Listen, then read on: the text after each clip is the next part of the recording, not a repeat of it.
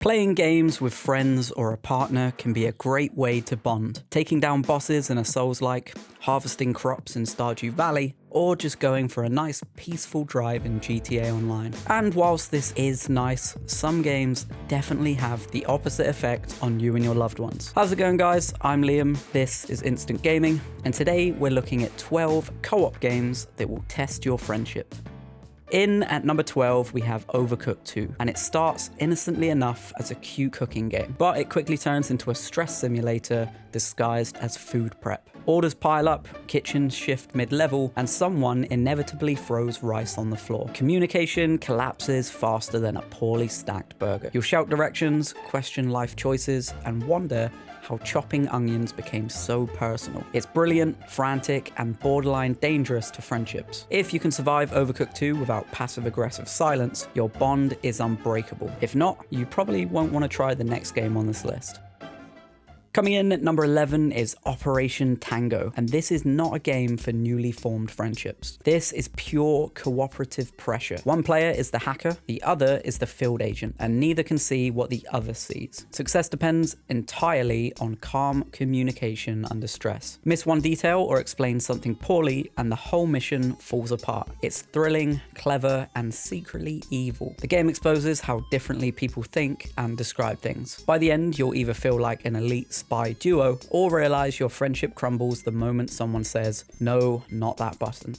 Chained Together is exactly what it sounds like and exactly as infuriating as you imagine. Players are literally linked, meaning one bad jump drags everyone into disaster. Progress demands perfect timing, patience, and forgiveness that may not exist. Every mistake is shared, every failure public. The game thrives on blame, panic, and sudden betrayals. It's simple, cruel, and weirdly addictive. Few experiences teach you more about your friends than watching them yank you into oblivion and immediately blaming you. In at number 9, we have Cuphead, and yes, it looks charming, but let me tell you, Cuphead is not charming. Its brutal boss fights demand precision, pattern recognition, and flawless coordination. In co-op, mistakes stack fast, revives become risky, and frustration skyrockets. One player dodges while the other panics, and suddenly the screen is chaos. Victory feels earned, and defeat feels personal. The art style softens the blow, but only slightly. Playing Cuphead together will test patience, trust, and emotional stability. If you can beat a boss without arguing, you are basically family. In at number 8, we have It Takes Two, and this game is deceptively dangerous. On the surface, it's a joyful, creative co-op adventure bursting with charm. Underneath, it demands constant coordination, shared problem solving, and a mutual understanding. I don't know if you've seen any of the videos on TikTok where the boyfriend is waiting for his girlfriend to make it over a simple platforming section and it takes forever. Well, that is exactly what my experience with It Takes Two is. Every puzzle requires both players to be fully engaged. If one person zones out, progress stops cold. It's wholesome, heartfelt, and quietly ruthless. The game rewards teamwork beautifully, but it also exposes every communication flaw you didn't know you had. It's a celebration of cooperation with occasional emotional damage. Escape Simulator 2 turns cooperation into a mental stress test. You'll split up, shout clues across virtual rooms, and desperately try to remember which puzzle connects to which lock. Everyone thinks that they're right, and everyone is most of the time wrong. Time pressure makes communication sloppy, and confusion snowballs fast. When everything clicks, it feels amazing. When it doesn't, the room becomes a shouting match of half-remembered hints. It is brainy chaos at its finest, designed to reveal who actually listens and who just pretends to.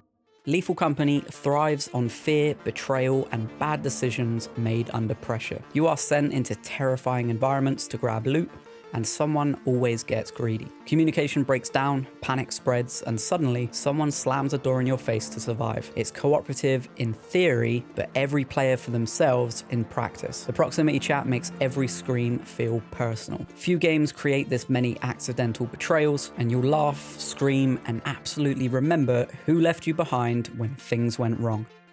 Moving Out looks like a silly physics game about furniture. It quickly becomes a lesson in controlled chaos. Timing matters, angles matter, and physics absolutely do not care about your plans.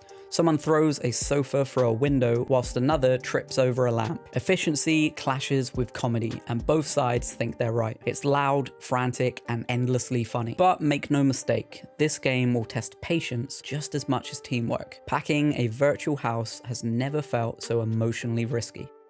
Coming in at number 4, we have Keep Talking and Nobody Explodes. This game is a masterclass in communication failure. One player defuses a bomb while the others frantically read a manual. The catch: nobody can see the same thing. Instructions are confusing, time is ticking, and panic ruins everything. Someone misreads a wire color and suddenly it's over. Voices rise, blame is assigned, laughter follows. Keep Talking and Nobody Explodes is brilliant because it exposes how bad humans are at explaining things under pressure. If you survive, you'll trust each other forever, maybe.